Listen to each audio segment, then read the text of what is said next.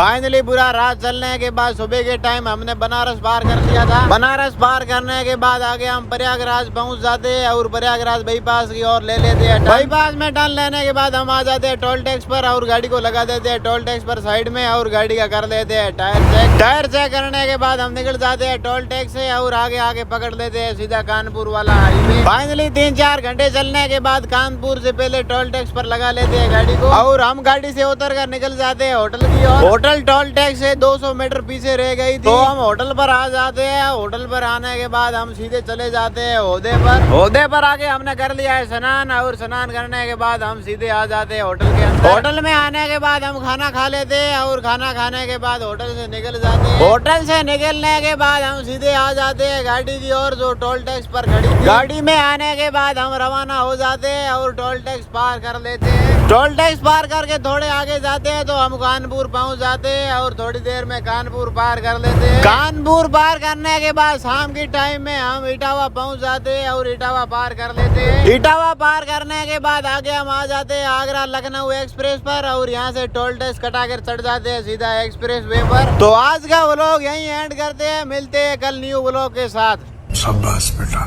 खत्म। Bye bye Tata.